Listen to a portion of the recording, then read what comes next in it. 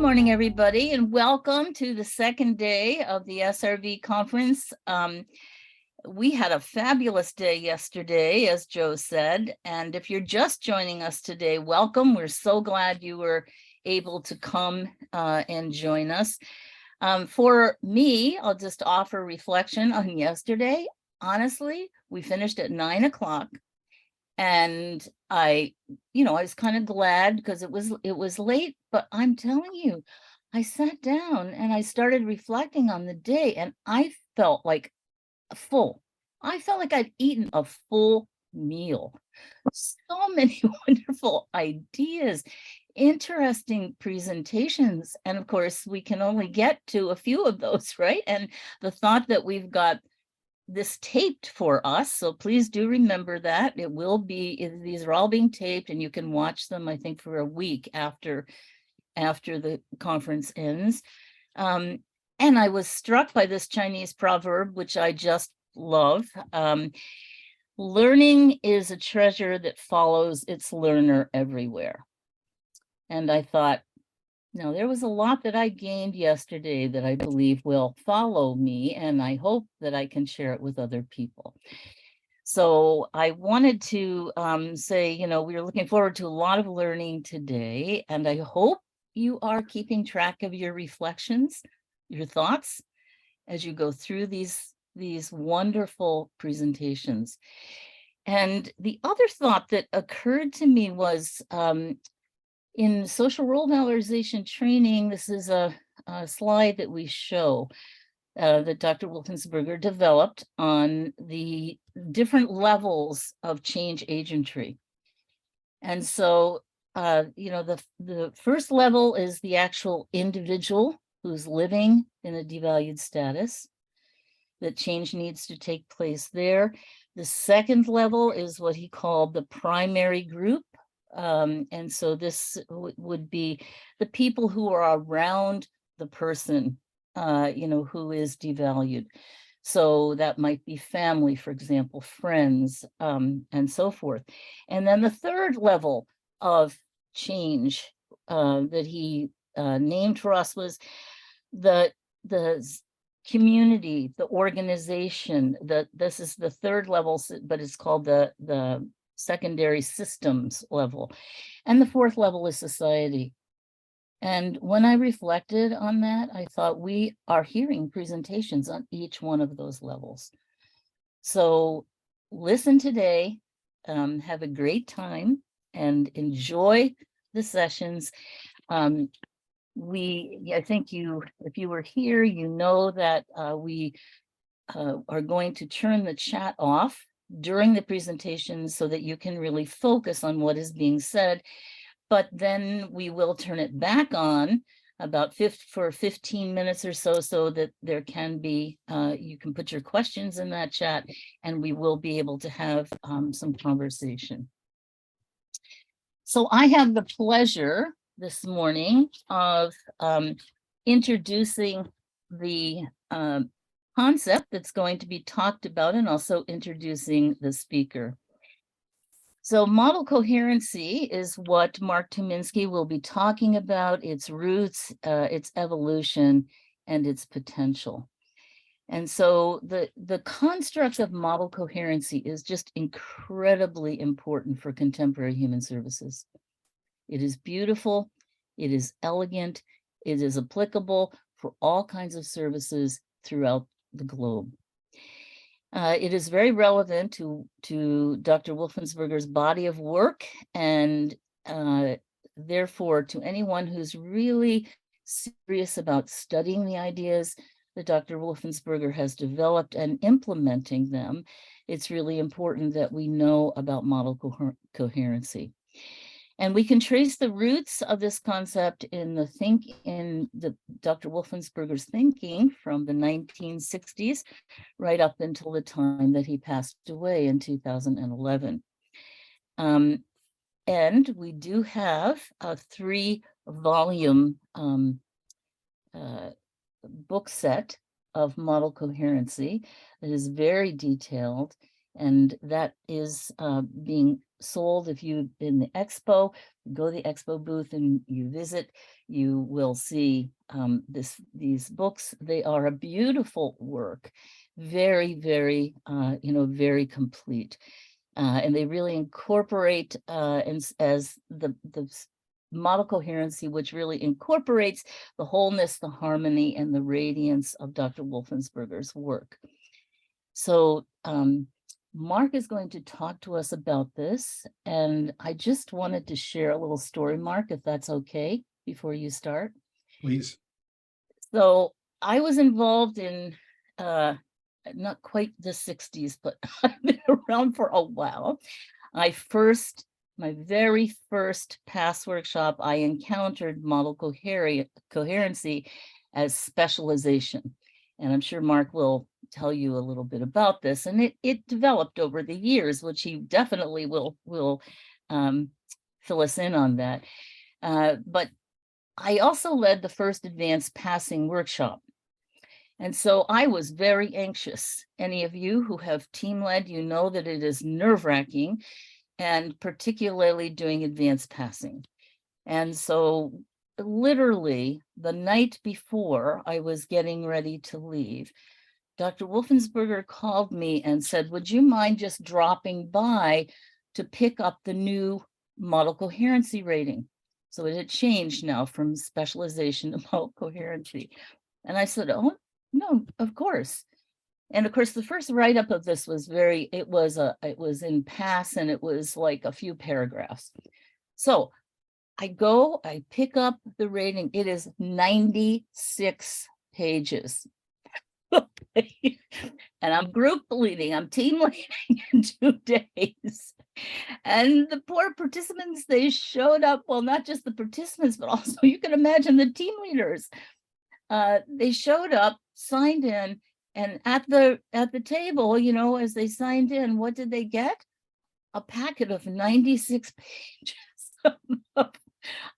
to read in just because we were using it in the evaluation. So that 96 pages was a big leap forward. And now we have 3 volumes. So it just tells you how full and rich this idea is that Dr. Tumeinski, Marc, is going to present to us. So Dr. Tumeinski is a coordinator of the SRV implementation project. He teaches workshops and has for a long time in social role valorization. He has been a service worker where he supported both children and adults with mental disorders, as well as physical and intellectual impairments, to have valued social roles throughout their whole life at home, at school, and in work. Marc has an extensive experience in evaluating a variety of human services in North America, including some citizen advocacy programs, and you will hear about citizen advocacy today. And he has worked with families and agency staff to think about what might be ideal for someone who is receiving services. He's led planning sessions to help to move toward that ideal. Marc has a strong interest in analyzing the problem in violence, of violence in services. And he has written articles critiquing the use of restraint and restrictive practices. He has presented on these topics in the US, in Canada, in Australia, New Zealand, and the Netherlands. Marc's current work with social role valorization focuses on passing, and he's been one of the main proponents of bringing forward model coherency.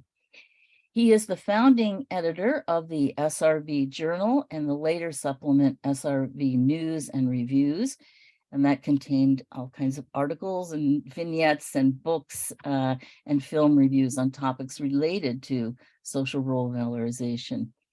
He is a member of the North American SRV Training, Development, and Safeguarding Council, and he meets with other SRV teachers from across North America twice a year. Marc has presented at several international SRV conferences. He and his wife, Jo Mazzarelli, offer their home in downtown Worcester, Massachusetts, where they provide hospitality for people who are in poverty and without a home. So Marc, we're so happy today that you are doing this presentation for us. And I would remind people that, please listen closely and take the learning that you get from this. Reflect on it. Write it down so you can reflect on it. And with that, Marc, I'm going to turn it over to you. Thank you very much, Darcy, and thank you everyone for coming today. I appreciate that kind introduction, Darcy, and also I'm thankful for the International SRV Association and the organizing committee for this conference for inviting me and giving me this possibility. I thought it might be nice just to get a glimpse of the man behind the reason why we're here today. And for those of you who heard Tony McLean yesterday spoke of just having a picture of Dr. Wolfensberger in his mind. So I thought, here we go, this might help us. You can see him actually here presenting at, I believe, the first International SRV conference in Ottawa. And if you look quite carefully in the second picture there, if that's visible, he's holding one of his favorite pens, 4-color pen there. He always had it by his side, ready to take notes and update his material. So let's keep Dr. Wolfensberger in mind today as the man who developed the concept that I'll be talking about. So as Darcy mentioned, I will be discussing model coherency today. Like some of you around this conference, I've learned about model coherency in different ways. So first introduced to it in an SRV workshop, reading about it in the SRV monograph, as well as other articles and publications by different people. And again, as Darcy mentioned, last year was a watershed. We had the publication of the 3-volume text of model coherency by Dr. Wolfensberger. For those of you who attended Jo Mazzarelli's pre-conference session, you will notice, of course, the red dot that has followed us since normalization on the cover of this edition. So I learned about it through reading, but also through listening to audio recordings available through the archives. So many of you hopefully know that the archives at the University of Nebraska Medical Center have lots of material by Wolfensberger. So I spent a lot of time listening to recordings of Dr. Wolfensberger, sometimes with other people, such as Susan Thomas, teaching about model coherency. But I've also used model coherency in different practical applications, including assessment of services. So in 1995, I was on a team led by Joe Osborne. We were using model coherency along with passing and some of the pass ratings to evaluate an organization. And as part of that, I was a report writer. So not only did I get to go through the experience of using a previous version of model coherency, but then having to write about it in a way that would make sense, not only to the organization, but to the team members who were there with us. I've used model coherency in more practicum workshops, right? So not a real assessment, but as a learning opportunity, including one that was floated by Darcy and Bill Foreman, where we spent actually, rather than looking at 2 services, we looked at 1 service for a week and incorporated model coherency and passing to evaluate that service. And again, I had the opportunity to write the report for that and share with the team. So I've had some assessment experiences using model coherency as well. Now, once the book was published, I became part of a small group of people who are studying the material very, very closely. So Joe Osborne, Tom Duty, Pam Situ, Peg Jenner, Drew the Sandys have been getting together regularly to study the material. We've had the opportunity to use it actually as part of an assessment. So we've practiced already that aspect of model coherency. Pam Situ and I actually are working also on developing a training around model coherency design. So had lots of recent opportunity, particularly after the publication of the book, to begin to work with these ideas. And I would echo what Darcy said. This is an amazing and beautiful body of work that has been given to us, and I can see much potential in it. And that's the reason I'm sharing this now, right? Because I think my experience, and some of you had similar experiences, and frankly, some of you had more experience with model coherency, really illustrates, I think, what I want to talk about today. So I want to talk a little bit about what the construct itself incorporates, and I want to talk a little bit about how it developed. And then I want to get into some of its potential. So its potential, not only for those of us who are studying Dr. Wolfensberger's ideas, whether through SRV or passing or citizen advocacy and so on, but also I think it has great potential in the human service world. I think, frankly, if we look around at services today, we can see many of them are drowning in incoherency. And I think that if we can learn to use the ideas of model coherency, this can be very, very helpful for devalued people and for their families and loved ones and friends. And so that's really my goal and my imperative for today. How can we use this concept to really make the good things of life more accessible to vulnerable people and their families?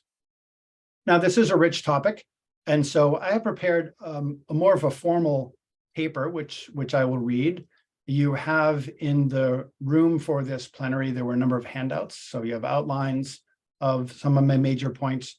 And one of the handouts actually has a link to a website that our project has developed, modelcoherency.com, which you can access and download materials from as well. So I encourage you to take advantage of those. And as Darcy mentioned, I'm anticipating we'll have time at the end for questions and discussion. So, model coherency, its structure, roots, evolution, and potential. Wolfensberger's life demonstrates a clear commitment to working to make positive change in the lives of societally valued people, and to inviting, encouraging, and mentoring others to participate in this work. One of his big ideas, the construct of model coherency, is crucially important for contemporary human services of all kinds and around the globe. It's one proven way to increase the capacity and the potential of such services to make the good things of life more available to societally valued people, particularly those in heightened vulnerability. Simply put, model coherency calls for the right servers using the right methods in the right settings to do the right thing for the right recipients, grouped in the right way. In a human service world too often dominated by incoherent models, which largely fail to address people's real needs and often even create harm, as well as create further needs, the construct of model coherency offers a valid approach consistent with SRV, and which encompasses comprehensive strategies that can be put into practice in a variety of human service fields. It's a very helpful tool that I hope we begin incorporating even more in our efforts to address the problems of social devaluation wherever we are. And furthermore, I propose that it would be enormously beneficial for those of us studying, disseminating, and applying Wolfensberger's body of work to commit to a deep examination of his last formulation of model coherency, including its use for design of services, as well as evaluation of services. Studying model coherency will provide new insights about SRV and passing and citizen advocacy. Its overarching framework provides a rich foundation for understanding and applying his core ideas on service, which brings us to the heart of my topic today. Dr. Wolfensberger's clear focus on identifying and then addressing real and fundamental needs with potent action focused on the programmatic speaks to what he came to call model coherency, right? All the parts of a service, whether that's a formal service or an informal service, should cohere together, should fit together clearly and harmoniously. And this would increase the capacity for potently addressing the pressing needs of service recipients. Now, as Darcy alluded to, Wolfensberger described a model coherent service as having a kind of beauty because it displayed three characteristics: wholeness, harmony, and radiance or clarity. Now, this is not just a side note or a nice sounding idea, but rather it speaks directly to the robust framework of model coherency, which is whole, harmonious, and radiant. This characterization also provides us a glimpse into his way of thinking about service, about human nature and the world we live in, It's something that can be beautiful, right? And he believed that, and I think that's part of what motivated his teaching and his action. Now, if we look at the trajectory of his work and of his publications, we can better appreciate that model coherency does represent a lifetime of thinking about how to construct relevant and potent service models. It's telling that his last writing project before his death, the very last thing that he worked on, was to revise a manuscript on model coherency. Now, after a significant amount of editing and then proofreading by Susan Thomas and Ray LeMay, again, this manuscript became the 3-volume text published last year by Valor Press. It is indeed a comprehensive text, as Darcy said. It's useful for studying model coherency, and it is essential for applying the ideas in terms of evaluating services or designing services. And I would encourage as many of you as possible to acquire a copy of the book, whether for your organization or individually, and to begin studying it carefully, or to continue studying it if you already have it. A model coherency is important for many reasons. Right? All services are based on some kind of model. But the question is whether that model is coherent or not. A service based on an incoherent model may at best be ineffective, and at worst will fuel the processes of social devaluation, and thus is likely to bring about and to exacerbate wounding in the lives of vulnerable people.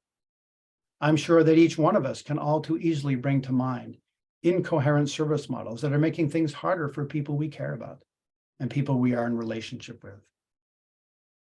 While a more coherent model of service is both relevant and potent in terms of identifying and addressing people's needs and providing a framework to guide the efforts of servers, whether paid or unpaid.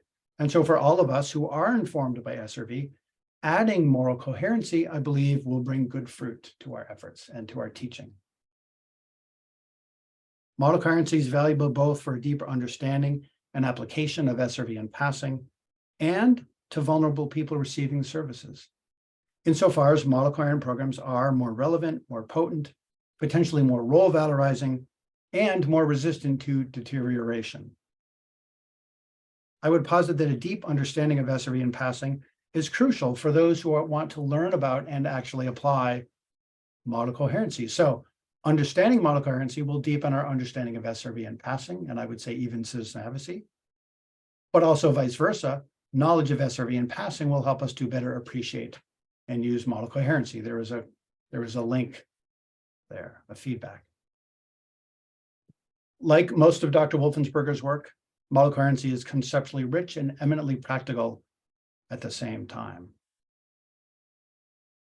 While complex and abstract, the essence of the concept can be grasped fairly readily. To quote Dr. Wolfensberger, a very colloquial way of putting it is to say that the right servers should be using the right materials, methods, and language in the right settings in order to do the right things for the right recipients who are grouped in the right way, end quote. So my goal for today is to motivate many or more of us attending this conference to learn and to continue to learn about model coherency theory, design, and assessment. That would include getting a copy of the text, studying it, telling others about it, and perhaps even as relevant to your own circumstances, learning enough about it to teach others. And of course, to look for opportunities to apply the idea in human service programs, both formal and informal. The structure of the model coherency construct. As noted by Susan Thomas and Joe Osborne, quote, a shorthand way of phrasing the concept of model coherency is that it asks several questions. One, who are the people? And what are the service assumptions about them? Two, what do they need? And what are the service assumptions about these?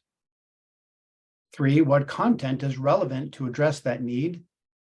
And four, what are the best processes for addressing that need in a way that is most potent, effective, and image enhancing, end quote. And implied in that, as well as image enhancing, is competency enhancement as well. Now, we can draw upon multiple ways of learning about the most complete formulation of model coherency, so the 3-volume text, but secondarily in related texts, such as the SRV monograph, right? The passing book, and thirdly, in materials developed by students of Wolfensberger, articles and training materials and so on. This growing body of material releases me from the need to provide a very detailed overview of its structures, but still I want to spend part of this paper discussing some of the basic background and structure of model coherency. Now, I'm presuming some knowledge of SRV in passing. Hopefully that's not an unwarranted presumption given the topic of this conference. So, components of the model coherency construct. To begin with a very basic review, we want a clear understanding of two concepts, relevance and potency. So, is a service measure relevant to what the people served truly need? Relevance means that the content addresses a major or significant need of the people to whom the content is addressed. In passing workshops, this is one of the fundamental questions that teams spend lots of discussion time on, most specifically when looking at R231, service address of recipient needs. And this perhaps speaks to one of those aha moments we so often see in SRV and passing workshops, when a participant, perhaps for the first time, glimpses an approach that gets to the heart of what another person actually needs and recognizes that, this is in reach, right? This is something I can work towards. Right? I hope that resonates with your own experience. So relevance. Secondly, potency. Is a service using the most potent means available to address those needs?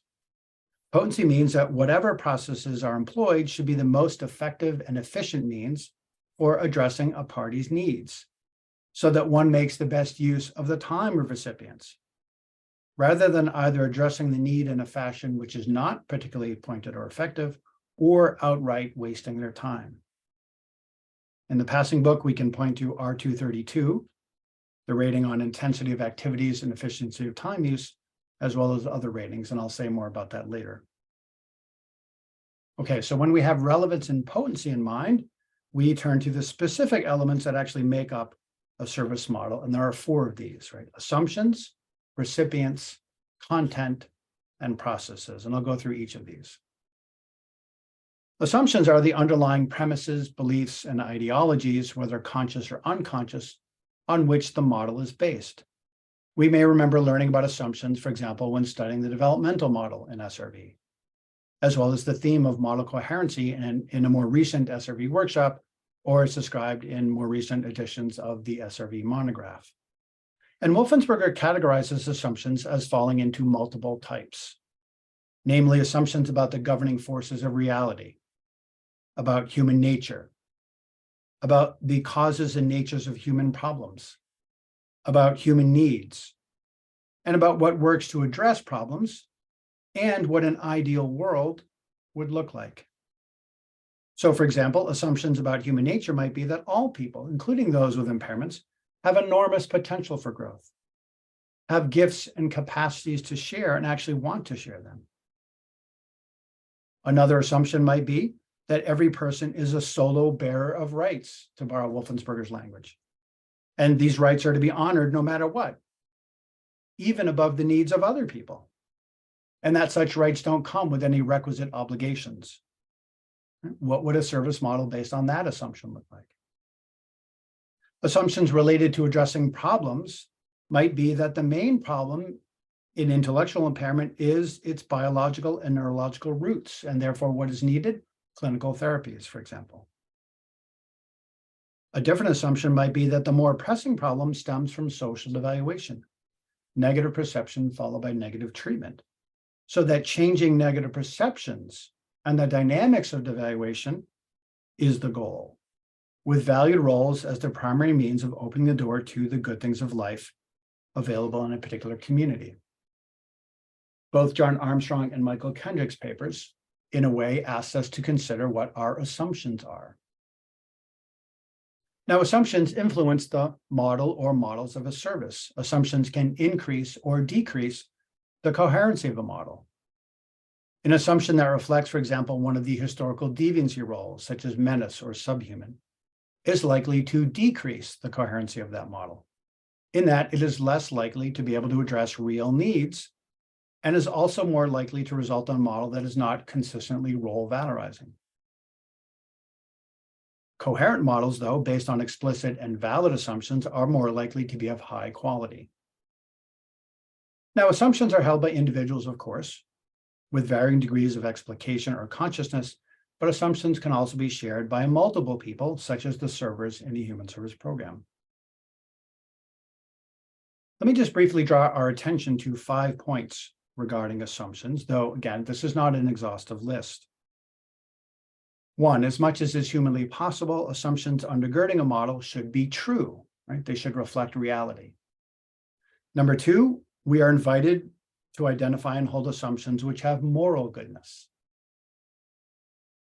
Thirdly, the most important assumptions are about the people served. Fourth, it's useful for us to determine the likely corollaries of our assumptions and to anticipate the likely implications of our assumptions. If we hold this assumption, what does that mean?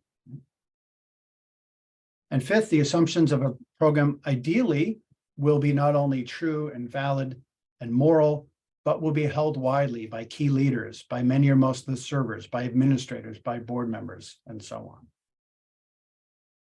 So in summary, identifying or recognizing assumptions can be incredibly clarifying and will help us to make sense of what we're seeing, whether a program is based on a coherent model, drawing on clear, valid, and moral assumptions, or is an incoherent model that's a jumbled mess of assumptions, or that acts on skewed and stereotypical assumptions about the people served and about servers.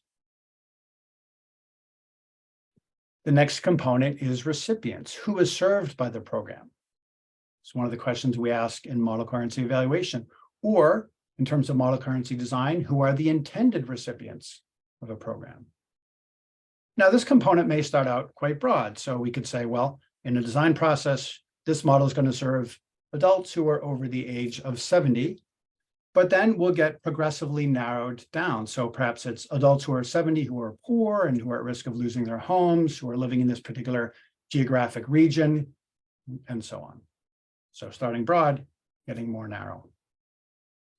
Related to this component of recipients, the theory of SRV notes that we are to pay attention to the destructive patterns and processes of social devaluation, as I noted earlier. Negative perception followed by negative treatment, the most common wounds, heightened vulnerability, and so on. In fact, Wolfensberger pointed out that the roles ascribed to societally devalued people can drive the service model and the staff model.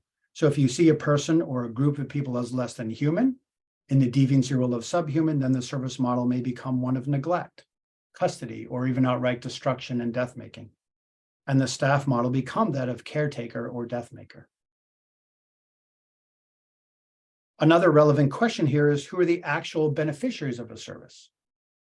Who are the real recipients? Is it the people served? Or is it the staff? Is it the administrators? Is it families, perhaps absent or disconnected families? Is it society?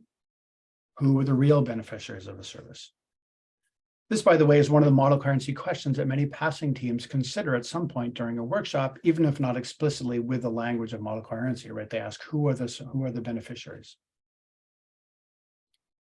Now, this element of recipients brings us right to the identity needs of the person served, right? Brings us back to those programmatic considerations.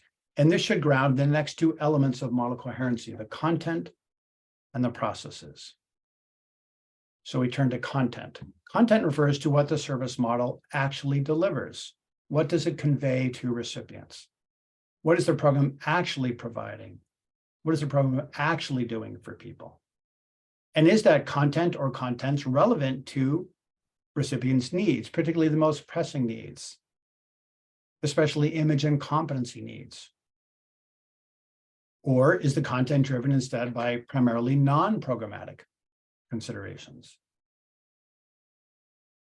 And then finally, we have the component of process. Process refers to the means by which content is conveyed. Process speaks to potency, power, intensity. Right? And Wolfensberger said that this would include 5 categories, right? 5 processes. So setting, servers, methods and technologies, language, and groupings. So we can ask ourselves, are these 5 processes individually and together, are they known to be effective? Do they come close to the culture of analogs? Do they minimize harm, or at least do no further harm? Wolfensberger cautions us against the common problem of conflating content, what is being done, with process, how it's being done. So an education program in a school or a shelter workshop, that's a process, not a content, right? Learning is the content, right? It's the what. Process is the how that's to be done. Note also that we can see that some service models are intended to directly provide content, a residential program, right? Providing home, for example, while other models instead arrange for the provision of content without actually providing it. So an adoption agency is trying to find families who will then provide home, right? Without directly providing home themselves. Now, why is this distinction important? Because in terms of our example, an adoption agency and an adoptive family will use different processes. So this is a good question to ask for those of you involved in programs, right? Are you directly providing and addressing needs? Are you arranging for the provision of content?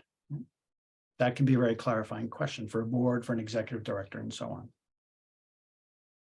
So when we know what we are doing, content, and for whom, recipients, then we want to make sure that we have all of the right processes in place. Model coherency asks us to consider the overall coherency of a model, but it also says that we can consider the degree of fit or congruency among those different elements, right, among the four that I've laid out. So let's look at a few considerations there. So, for example, to what degree does the content match the most pressing needs of recipients? For example, are we helping school-age young people to learn? Are we providing home to someone who's homeless? This speaks to relevance, right? Note that this is not necessarily all or nothing, but can be understood as existing on a continuum. Again, we see this in the passing tool, right, with the 5 levels, right? R231, service address of recipient needs, right, again, asks us to think about that, our needs being addressed on a continuum. Right? We do a disservice to SRV and to human services if we oversimplify everything as yes or no, right? We have to think about what's the continuum. Where else can we consider fit? To what degree does any one process fit the identity and needs of one person or of the group of people served? So is this the right setting for this one person? Is this the right language to be using for this person? Is this the right method and technology to be using for this one person, right? Or is it at least as close as possible to the right setting or language or technique? Another question, to what degree are the processes congruent with the content, the how with the what? A process that doesn't come close to the culture of an analog may not match the content. So consider the method of fake or make work for adults, right? That doesn't match, right, what they need. Or think about teenagers who, rather than going to the classroom, are hanging out in the school cafeteria all day. Or those students in so-called separate education, segregated education, right, who rather than taking academic classes are only taking non-academic topics, right? The processes are not congruent with the content, right? Nor are they with the culture of analog of how we learn or how we work. We could ask, to what degree are the process elements congruent with each other? So the setting may not fit with the servers, for example, perhaps because of lack of competency among servers or being put in the wrong server roles by the model. So consider young people with intellectual impairments who need to and want to and can learn, who are in a school setting that has age-appropriate classroom materials, but the servers, the teachers or the aides, have no pedagogical training. They don't know how to take advantage of the environment and the classroom. They don't know how to help people learn who perhaps have difficulties learning, right? Or who may be placed in a role that is incongruent with the setting. Servers are told that their job is just to keep the students quiet or to hand out prescription drugs on a daily regimen, right? Rather than teach, right? So you see the mismatch, the lack of fit. In summary, regarding an overall point about fit, right? A coherent model demonstrates congruency on several planes. So the recipient to the content should fit. The content to the process, right? The what with the how should fit. Recipient to process, and even process to process. More simply, do we see a fit in and among the who, the what, and the how, right? Are those coming together? Again, please keep in mind that these congruences are not necessarily all or nothing, but can be assessed as to degree of fit. This is part of what a model coherency assessment process identifies and what a model coherency design process aims to achieve, a good fit or the best fit possible among all of those possibilities. The ideal service model, the one with the greatest model coherency, would be derived from the real, primary, and urgent needs of the people to be served. All of its process components would match harmoniously with each other and with the content so as to facilitate effective address of those needs. And here we see that idea of beauty, right? We have a reference to wholeness, harmony, and to the ideal, which should be clear and radiant. We can use Wolfensberger's formulation to identify examples of model coherent and model incoherent services, or maybe more precisely, service models that are more coherent and service models that are either less coherent or even outright incoherent. Some models, like a developmental model, or more precisely, developmental models, plural, or certain forms of medical models, do fit the criteria of coherency, in theory at least, if not always in practice. While on the other hand, models such as burden of charity or subhuman predominantly lack coherency, perhaps because of mismatch with real needs or with the culture of analogs, or due to the incorporation of invalid assumptions that are not true or not moral, or all of the above, frankly. Another lack of coherency stems from combining the features of multiple and disparate models, so subhuman with menace, or a medical model with an educational model, right? That can lend to incoherency.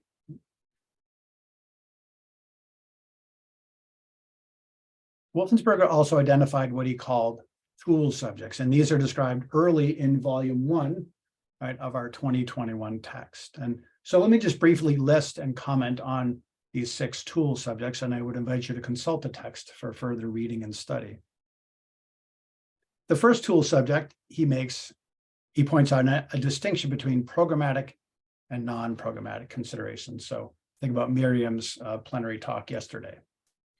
Programmatic considerations stem from the identity and needs of the people served.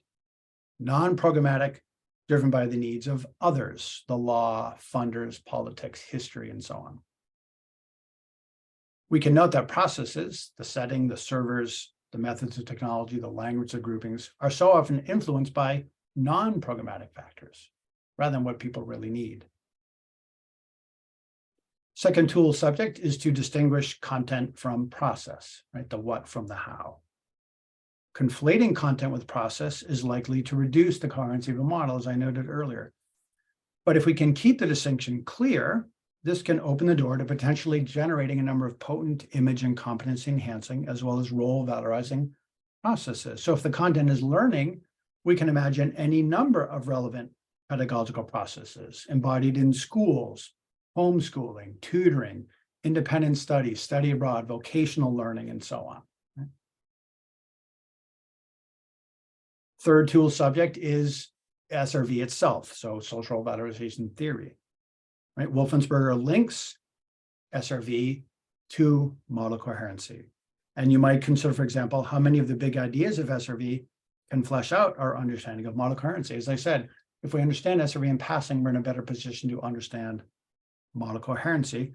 This can aid both in model coherency design and model coherency assessment. So one of the things you might do after this talk, if you do want to study more of model coherency, is to go back to those basic elements of model coherency, the assumptions, the recipients, the content, and the process, and consider these in relation to some of the ideas of SRV, for example, right? How do those connect to ideas such as roles opening the door to the good things of life, image and competence enhancement, personal social integration, and value social participation? What Darcy mentioned, those action implications on those 4 levels, right? What would model coherency say about those things? On the individual, the primary level, the secondary level, and on society in general. Or you could take the ideas of model coherency and compare those with the passing tool and the passing ratings. And I'll say more about that in a minute. The fourth tool concept, culture of ed analogs, right? Now, this is a rich framework, again, covered in many other writings and trainings, so I'll just highlight a few points. The culture of ed analog describes the valued, embedded, and familiar ways that most people, typical people meet different needs. So for home, for work, for school, for staying healthy, for making friends, and so on, right? This becomes a standard by which we measure services and models. By the way, sometimes we use the singular cultural of ed analog, and yet I think it's more helpful to remember that we can often identify multiple analogs, right? So coherent models will deliver the CVA or CVAs, or at least approximate cultural of ed analogs.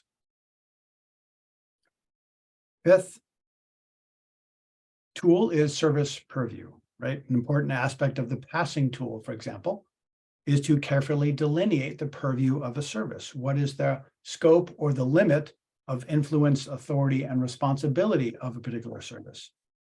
This is an essential tool in model coherency as well, discerning the purview. And the model coherency construct points out 3 criteria for determining purview. One is the culture of ed analog. Second is the needs of recipients, the real and pressing needs.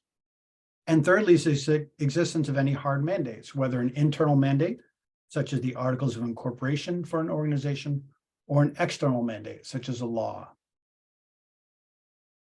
And the 6th tool subject, helping forms. Right, a helping form, or sometimes called a service form, refers to a pattern of means identified as addressing needs. And again, this can refer to structured and formal professional agency services, as well as to informal patterns of addressing needs, what family might do for each other, or a neighbor, or a friend. Helping a service form may point to a culture of ed analog, or at least to an approximation of a cultural of ed analog. Now, in terms of model coherency design specifically, part of the process of design is to sketch out all of the possible service forms, which could address a real and pressing need. And after that list is generated, then to go back and prune the list, right, to prioritize the ones that match culture of ed analogs. So you can generate service forms that aren't culture valued, and you would leave those aside, right, and prioritize the ones that are culture ed. In terms of assessment, that process involves ranking the service forms in terms of closeness to not just the typical, but the most highly valued analogs, right? Particularly as they relate to the identified need or needs of people. Now, again, I've just really barely touched the surface here, right? Just to outline these 6 tool concepts, but I propose that these can help us to cut through many of the distractions endemic in human services today and around the world. If we can learn to figure out content, to identify cultural of ed analogs, to apply SRV, to imagine many different helping forms in residential programs, vocational programs, day programs, educational, respite, even something like a prison or a correctional service, right? We can bring much clarity, right, which would be helpful to vulnerable people. Okay, so I'm turning now from the construct itself to some of the ways that it developed over time. And again, I'm going to have to do a shorthand version of this. There's much more that we could say. But as Darcy noted, we can trace the development and the fine-tuning of model coherency from at least the early 60s right up to Dr. Wolfensberger's death in 2011. His focus on making positive change, as well as his intellectual habits, prioritized a continual move, always looking for greater clarity, greater harmony, greater integrity. Those 3 aspects of beauty I noted earlier. And I would hope that a historical synopsis of the development of model coherency might give us not only a bit of context, but also some confidence in just the strength and the robust nature of model coherency, right? It's a very well thought out set of ideas. Now, earlier versions of model coherency, such as those incorporated into PASS or used in conjunction with passing, are not as articulated or precise or complete as what we have today. So if you have studied previous versions, that's very valuable. But I would say that that's not going to automatically give you full understanding of the concept as we now have it laid out, right? So even if you've used model coherency before, I would say it's well worth study of the latest text, right? As some of you can already attest. Wolfensberger built on a lot of existing knowledge as he developed model coherency, right? He drew in his own thinking, his own study, but also the experience that he had in the field, right? You think about all the places where he worked, all the services he was involved in and saw and assessed, and he was drawing on all of that as he developed model coherency. If you just look, for example, at the index, right? The sources he quotes in this text stem from the years 1781 through 2010. Right? He's not just looking at the last 5 years. He was drawing on a long history, right, of human services and bringing in a very deep and broad research mindset. We can look at a number of stepping stones, right, that brought him up to this 2021 text, right? And again, this is just a shorthand, but I want to go through that historical context, and out of respect for that history and for Dr. Wolfensberger's teaching on language, I will, as much as possible, use the language which he used at the time periods that I'm referring to. So, as Darcy hinted at, two of the ideas we can point to early on are specialization and diversification. One of Wolfensberger's professors, Lloyd Dunn, proposed in 1959 and then in 1961 that the prevalent at the time, total institutions for mentally retarded people should be replaced by smaller, dispersed, specialized institutions based on the different identities and needs of people. Now, it sounds simple, but this realization might be a shock to some people today, right? Even in residential services for the elderly, for example, right? Propose that idea to them, that rather than large, more institutional nursing homes, should we be thinking about different identities and needs of people, specialize, right? So for us, this might seem simple, but for many fields today, this is probably would be a bombshell, this idea, right?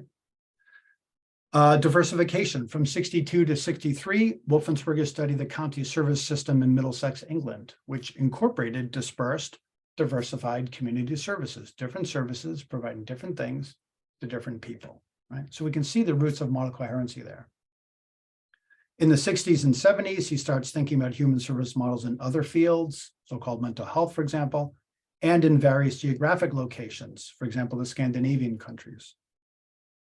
Note, by the way, how these two illustrations exemplify one of the benefits of this kind of conference, right? Whether virtual or on the ground. We can learn from the implementation strategies of what other people are doing, right?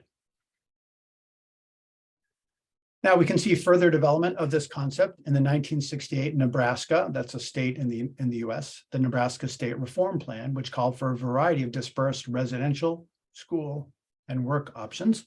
I would refer you to the paper that Bill Foreman presented at the Winnipeg conference in 2018, where Bill talks about some of the Nebraska plan.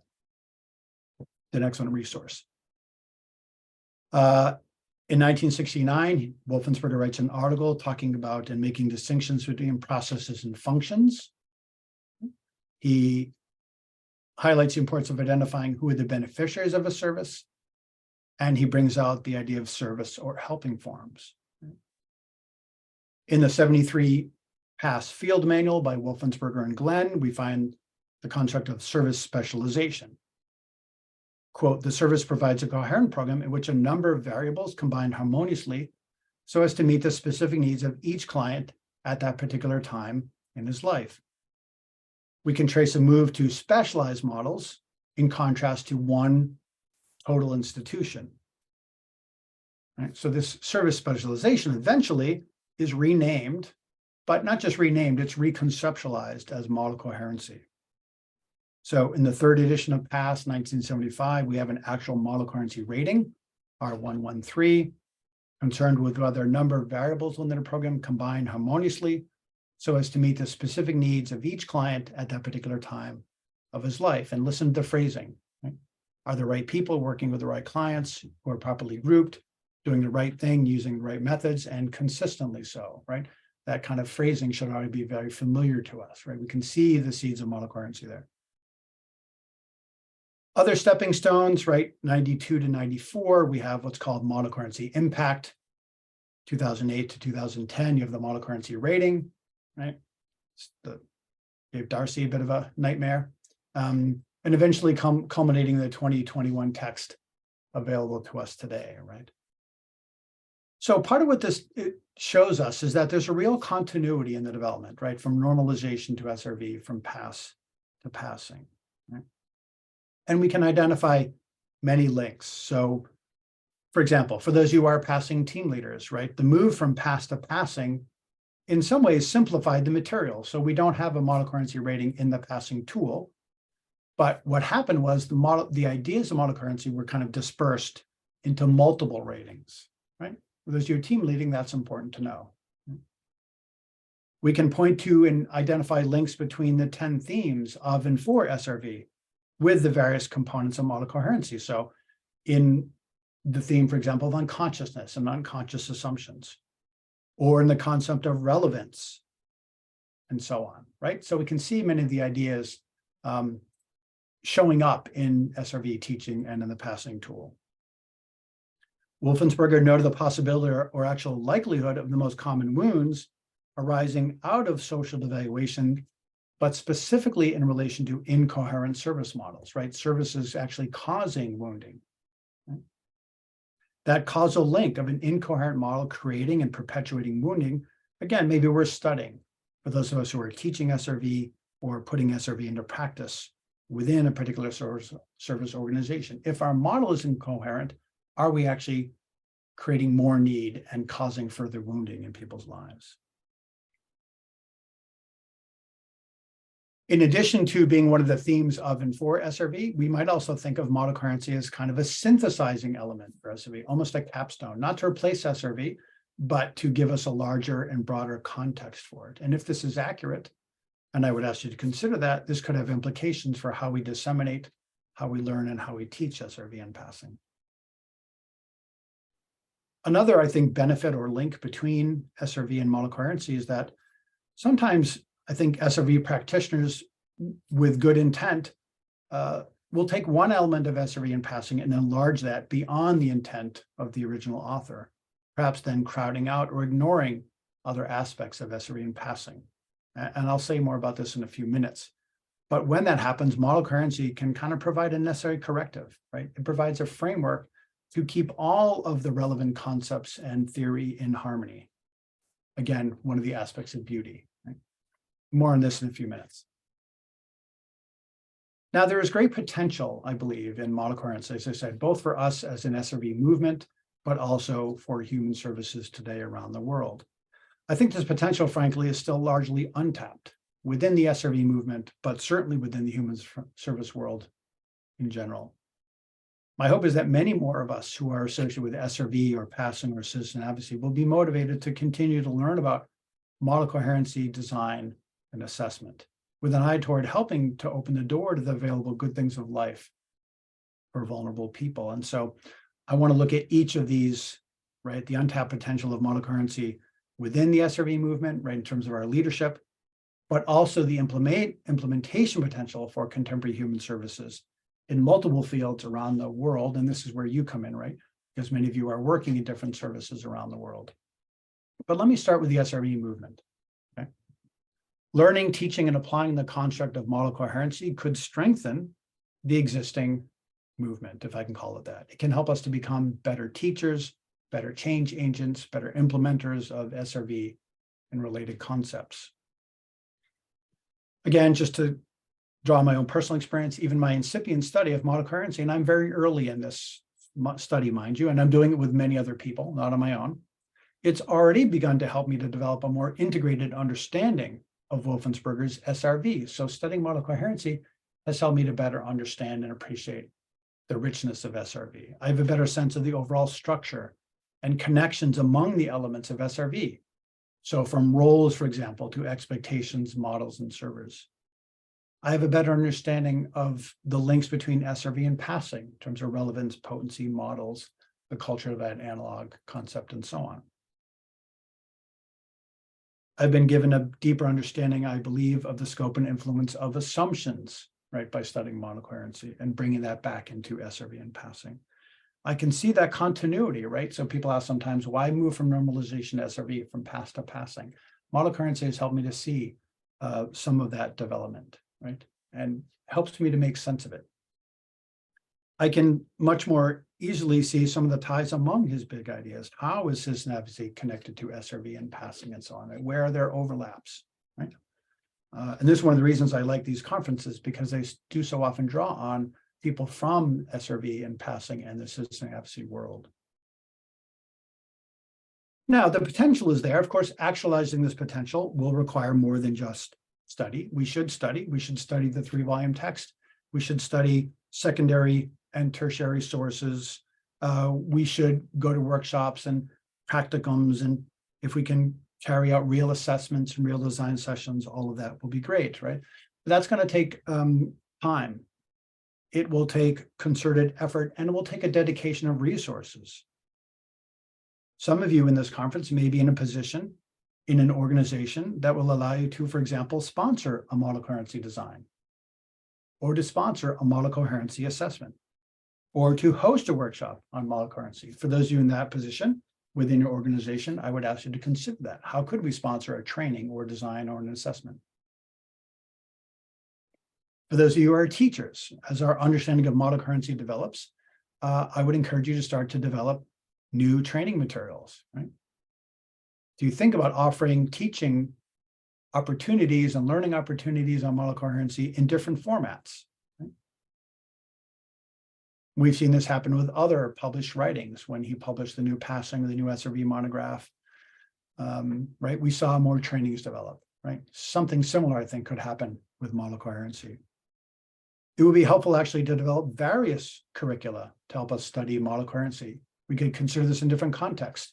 A training project could take it on, right? The SRV implementation project, the SOTG, the Australia SRV Association, and so on. The India, right, SRV movement. We could see it happen within specific service agencies and programs. Some of you teach in colleges and universities. You could think about developing courses on, or at least addressing model coherency and so on. Various curricula in different contexts. For those of you who are writers, it would be beneficial to begin writing about model coherency once you feel you have a good understanding of it, right? And we could disseminate those writings in many different ways. Perhaps academic peer-reviewed journals, but also newsletters, blogs, online media, podcasts, and so on. Now, I would emphasize that any such writing or training or dissemination should explicitly reference and acknowledge Wolfensberger's vast body of work on the topic, especially when not limited to the 2021 3-volume text, right? We do a disservice to learners and students if we don't point them to the original author, so to speak, right? Caruso and Osborne, in a 2011 article on the origins of best practices, make this very clear, right? The imperative on us to point people to the original, right? In this case, I would say the kind of formulation, the most recent formulation, authored by Wolfensberger and edited by Thomas and LeMay. Drawing on my own experience to date with passing, and now in the early stages of my study of model coherency, I'm confirmed in my understanding that we should strive as much as possible to use and trust the entire process of assessment and the entire process of design. If we pull out only certain ideas or content or process, we are weakening the overall relevance and potency of the structure, right? We're not at a level of comprehension yet where we can start making changes, right? This will have unintended consequence. I would say stick with the text as has been given to us as we go through this initial process of learning. We see this again, I mentioned this earlier, sometimes in SRV, we see people pull out one idea. It's all about imagery, right? It's all about integration, and kind of downplay or even leave aside the fullness and richness of the entire model, right? That's a problem. And I don't want to see the same thing happen with model coherency. We need time to kind of study and understand it. Sometimes what can happen with passing, people will leave out certain ratings or adapt some of the guidelines without really thinking through the consequences, right? So there may be good reasons for doing that at times. Wolfensberger's guidelines, the yellow guidelines, actually talk about times where you modify the process. But again, we do that with thought, right? And so as we get into model coherency, it is a big text, right? I don't want to be daunted by that. We want to understand it before we start to make any modifications to it, right? If we do. Now, as learners and teachers and practitioners of SRE and passing, we can, of course, learn through practice. So we could arrange for practice assessments, just as we do with passing, right? We could arrange for practice assessments of particular service programs, right? Model coherency can be used with the passing tool. Right? Now, again, I think it's going to take us time to get better at doing that, right? We've done it a few times, but we need more practice at it, right? But for those of you in a position to host passing workshops, to lead passing workshops, this would be something for you to start to think about, right? And when you do, I would encourage you to prioritize the writing of assessment reports, right? It's an essential part of my own experience of really understanding the ideas is to write up assessment reports. This kind of analysis after the event, right? To sit back and write up what the team learned, what the team saw, to refine and to hone a team's conclusions, to work with the floater, right? To work with an editor is very, very beneficial. We could also, though, look for and build opportunities to conduct real assessments, again, with verbal and written feedback, right? At this point, we still have people who have studied with Dr. Wolfensberger, who conducted valued evaluations using earlier formulations of model coherency. We could learn from those people. But to be a bit perhaps blunt, my apologies, that window is closing, right? Now is the time to start talking with people who did work directly with Wolfensberger and used earlier versions of model coherency, right? To gain their wisdom, right? And to hand that on and preserve that. We can help to design programs to be more in line with model coherency. So many service programs inherit models, right? They never went through a design process. They just use what was there when they took up a position within that organization, right? Many of these service programs inherit incoherent models driven by false assumptions, non-programmatic considerations, or combine elements of multiple models in ways that are incoherent, right? An assessment process can help appreciate those. And then a design process, right? To kind of go back to square one can be very, very fruitful. We could also arrange model coherency design exercises, more of a practicum. Just use the tool to learn about it, right? Practice the design, even if it's not something you're actually going to put into practice, right? That's another great thing that we could do. How else can we learn about it, right? Where else is potential, right? Well, we could focus on assumptions. How do we develop real and relevant and potent assumptions, right? How do we do that with a group of people? Not just one person, but all of the servers involved, right? In terms of model coherency assessment, identifying assumptions, particularly unconscious assumptions, is a skill and exercise we're already practicing in passing workshops, and yet it's a much more foundational, explicit, and a more detailed step in the process of model coherency analysis. So again, for those of you who are team leading passing, it would be good for you to study this whole section on identifying assumptions, right, as laid out in the 3-volume text to help you as a team leader. I believe that studying model coherency will cultivate essential leadership skills, right? The ability to pinpoint program content that is more likely to be relevant to the need or needs of people served, right? It's a very important skill and a much needed skill to see through the non-programmatic to the programmatic, right? Model coherency can help us to hone and cultivate that skill. As I mentioned, too often contemporary services confuse content with process, confuse the what with the how, or adopt existing models, mistakenly equating these with content. Well, people need self-directed services. People need self-advocacy. People need supported employment or customized employment. People need nursing home. People need to be locked up, right? Let's examine those assumptions, right? Let's look at, if that's the content, what are the processes and so on, right? Model coherency highlights the importance of identifying the problem to be addressed, which is distinct from what people need, and is distinct from people who are identified as having that need. We have to distinguish between needs and problems and people, right? If we are identifying the real problems, the pressing needs, and so on, if we want to foster interpersonal identification. Now, all of this, again, we don't teach, we don't learn just for its own sake, right, to perpetuate SRV, but we're learning and teaching with a larger goal in mind, right? Dr. Wolfensberger wanted us to try to address social evaluation, to go out and do something about it. Most of us here are concerned about people living in heightened vulnerability. Right? And that means people receiving some kind of service, perhaps multiple services, and therefore the idea of models is essential for us to grapple with. So model coherency assessment can help to identify the relative strengths as well as drawbacks of a particular service and service model. We could use it, again, to assess real services, services that we work for or on the board for or are somehow connected with. We can learn to more appropriately measure the programmatic quality of a service, right? Largely determined by the degree of its model coherency. We can assess whether a service is indeed based on an incoherent model, right? Are there problems with the assumptions or the content or the processes or fit among all of these? Too often services to societally valued people are more likely to be model incoherent, right? Think about the services you're familiar with, either through direct experience or observation. How many services seem to be working at cross purposes, are almost unable to get out of their own way, who seem to be operating on goals that are irrelevant or perhaps even hurtful to the people served?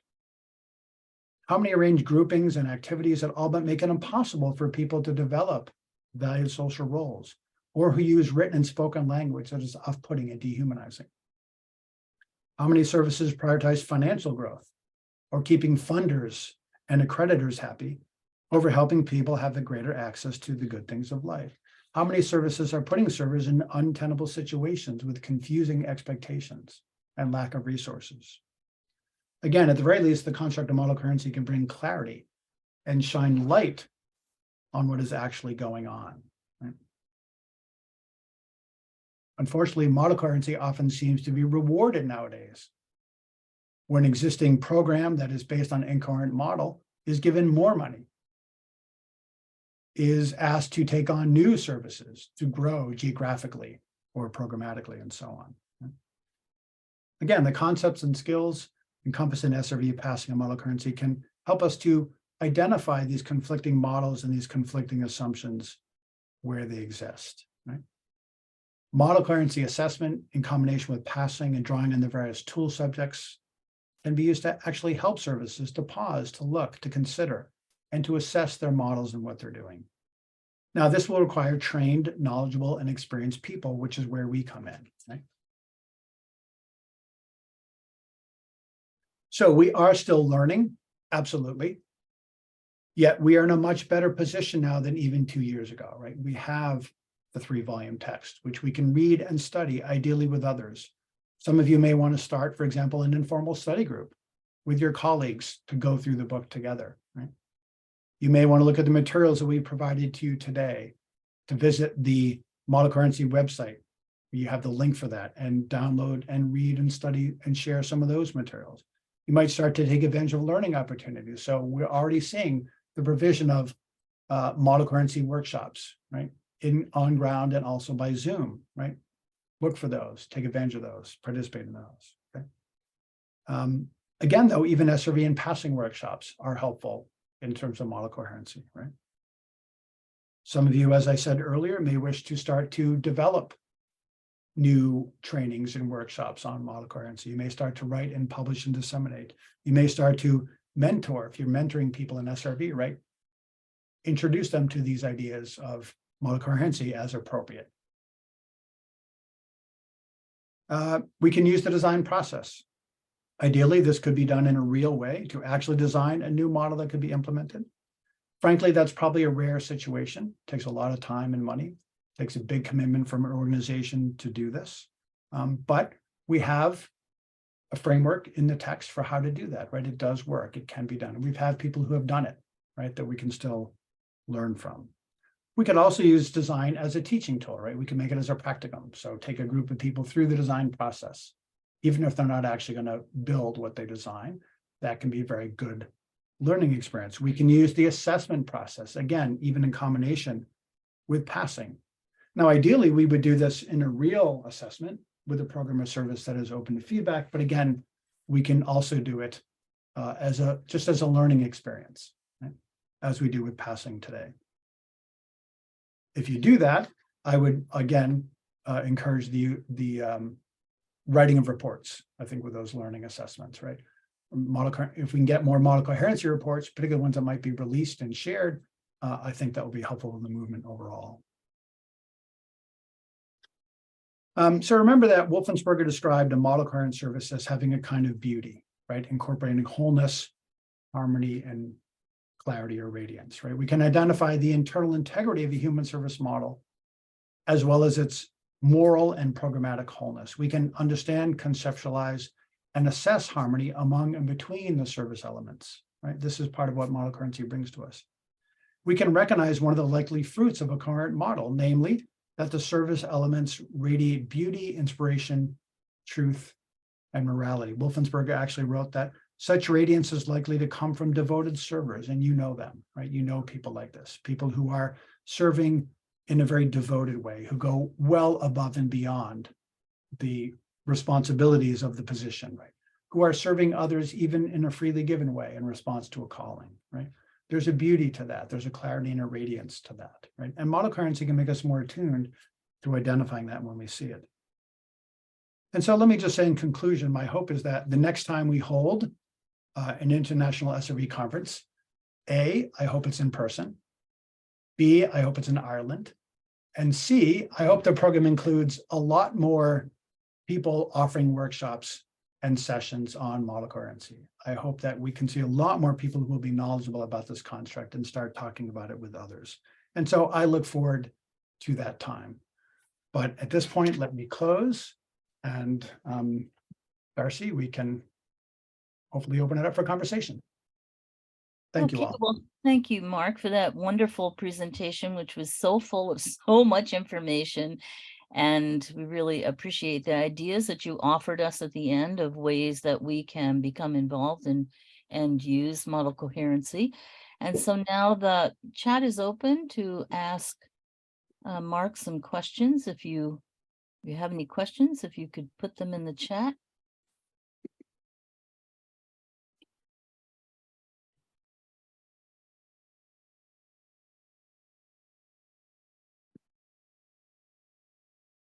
While you're thinking about what you would like to ask, and please don't be shy, I would say to you, it sounds daunting, but it's really not.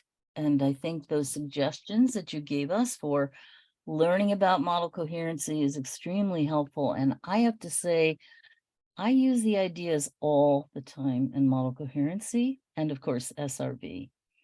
So as a mom, whenever I'm thinking about something that's happening in the life of my daughter, she's going to receive some kind of support, I start thinking about who is Mary, what's the culturally valued analog for this particular area, what's going to be given, how is it going to be given, all informed actually by the culturally valued analog, all those pieces. And once you start like practicing with it, thinking about it, studying the way Mark mentioned to us, I think you'll really, really enjoy it. So Mark, there's a question from Phyllis. She said, your session on model coherency was wonderful, but how can it become more relevant for teachers to implement change for vulnerable people in classrooms? Also, how can this model be incorporated in social and political arenas to break down boundaries to create noticeable change and harmony in the world for all demoralized people? So 2 big questions, Mark. Thank you. Yeah, and thank you, Phyllis, for the question. So maybe I'll actually address the second part. And, I do this all with a grain of salt. There's a lot of people on this screen who know much more about model coherency than I do, and I invite them to correct and address any misconceptions. But I think Wolfensberger was fairly clear about the scope of model coherency, right? That it really was addressed to particular models of human service programs. When you start to get into questions of politics and society, right? In some ways, you're moving the tool beyond what it is meant to do, right? It is focused on looking at a particular program, right? And so I think perhaps, yeah, so I will leave it at that. So I'm maybe not going to say much about that question because I think other aspects of his teaching might address those social and political questions. But in terms of the classroom, so I'm a teacher, I'm teaching at a college level, but I can think so easily about the model coherency elements, right? So who are my students, right? What do they need, right? What are their real and pressing needs, okay? And so what is the content, right? Say, obviously learning would be the primary content, but there may be other contents that we're trying to address. And so how do I use those different processes, right? What's the way that I talk about my teaching, right? What's the language I use in the classroom that not just for me, but that other students are hearing and resonating with, right? So how do I talk about my students as students, right?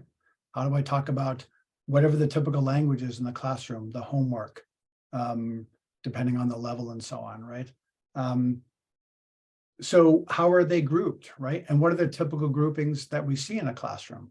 Sometimes students might be working in a partner project or as part of a group project. Sometimes they're working individually, right? So we can think about grouping as well. We can think about, again, what are the methods and technologies, right? So what is used in the school? Are we using textbooks? Are we using computers? Are we using lab equipment? Do we have the desk? Like, what is it, right? So I think in some ways we can take all those kind of general ideas, and as Darcy said, apply them, not simply, but I think in a way that matches the kind of environment that we're in. And then maybe what model coherency is saying is step back and look at, do those all work together, right? So they're not kind of tying one hand behind our back, right? Does the recipients, right, match the assumptions, match our content and processes? And I think last thing I'll say is assumptions is a big piece, right? I think often if you're a teacher, you have your assumptions, but you also have to think about the assumptions of the family, of the principal of the school or the head of the school, right? So there's a lot of assumptions that should be clarified. And are we using assumptions that are, again, true, match reality, are moral, and that lead towards growth and development, right, in terms of classroom learning? So I don't know, that's a lot said. I hope that was somewhat on target with your question. Okay, thank you, Mark. We do have many compliments here of your presentation. And I'm just scrolling through to see if there is another question. Mary Keeley wrote, "Thank you, Mark, so much in your presentation to consider. It is about putting this into practice. Your point about investment in incoherent models is well made. In Ireland in recent years, there's been a huge investment in regulation.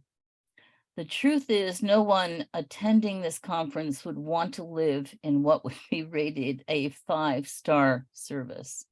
I don't know if you have any reactions to that, Mark, in terms of model coherency. Yeah. Well, right. So I'm just thinking about one of the recordings I was listening to of Dr. Wolfensberger giving a presentation on this, and at one point someone was asking questions to him, maybe similar to that one. And he basically said, at some point, you just have to go back to ground zero, right? Like there's all the tinkering with regulations and so on, but at some point you may just have to step back and say, look, we need to rethink this thing from the ground up, right? And again, maybe you can't change the regulations, obviously, but what can we do within our particular program, right? We can control the kind of assumptions, right? At the very least, right? No one should be able to tell us about that, right? We can figure out what our assumptions are, right? And who do we want to focus on supporting? Okay. Yes, it can get a little tricky with the non-programmatic when it comes to the processes, right? But even if we can get our assumptions clear and really think about who we're focused on in terms of relevance and addressing real need, I think, again, that can be kind of revolutionary, right? So yeah, quick thought to that. But it's real, right? I mean, non-programmatic stuff, it's real. We have to learn how to deal with it. Right? We can't ignore it. So passing doesn't say ignore the non-programmatic. It says understand it so that you can try to protect vulnerable people and their families from it to the extent possible. And, Miriam talked about that, I think, in her presentation, right? So we have Melody Frisk has got a question, and then Ruby, I see your hand is up as well. So Melody said, "Such a great keynote. Can you give another example of content versus process?" Yeah, so you could again think about, right, I talked about learning, right, would be the content and all those different processes where we could embody learning. So if it's work, right, if that's a content, what are all the different processes, what are all the different places and processes that people use to find work, right? Sometimes it may be through a formal organization. Sometimes it's your next door neighbor or a family member who suggests something, right? And there's on-the-job training, and there's specialized training we go through, and there's educational programs, right? So think about if work is that content, right? What are the processes that are going to surround that, right? And again, we don't confuse it. This maybe wasn't part of your question, but we don't confuse it with models, right? People don't need, sheltered work or job coaching or supported employment, right? That's way down the line, right? That's first question is what is work, right? And how do we find that in the culture of analog, right? And what are the processes where we can embody that? And remember, there's multiple culture of analogs, not just one. Thank you, Mark. Okay, Ruby, and then Pat Cottingham has an observation. I think like. Go ahead, Ruby, sorry.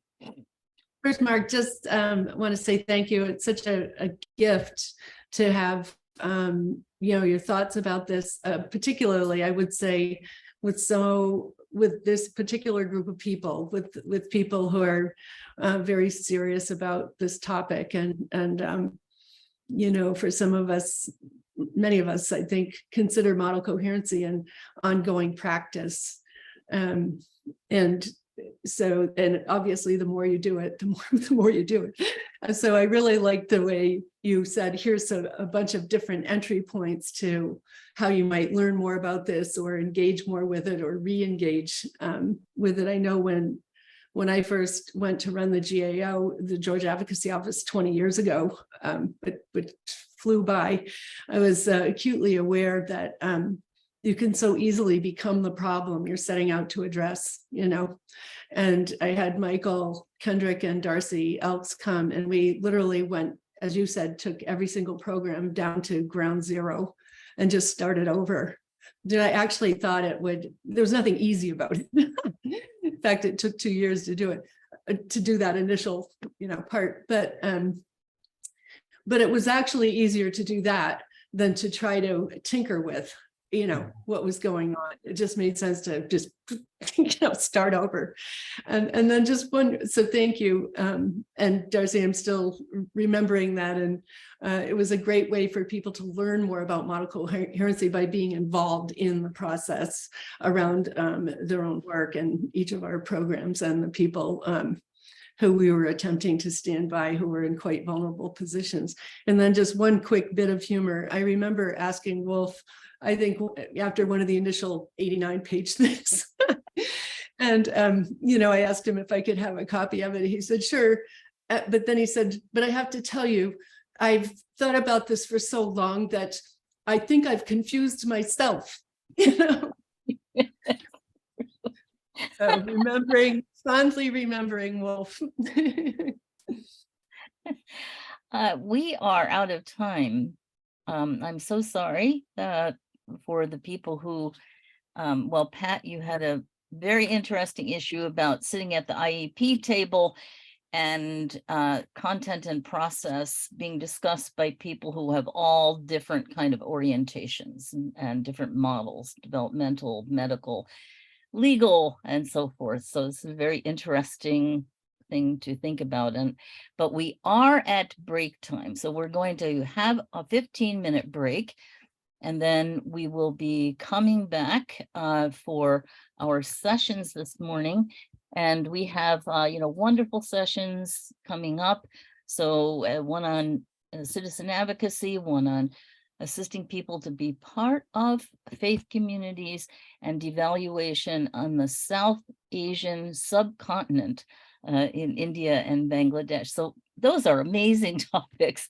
And then we have, a second session. So we want to make sure we stay on time because we have so much to share. And, the information, Mark, how do we access that you have offered to us? You offered a lot of information. So in the room for this event, there's a number of handouts, and then there's also a modulcurrency.com will have PDFs and so on that you can download. And there is I think an expo room also on Model Currency. So I would visit and check that out as well. Okay, good. Thanks, Thank Darcy. Thank you so much again, Mark.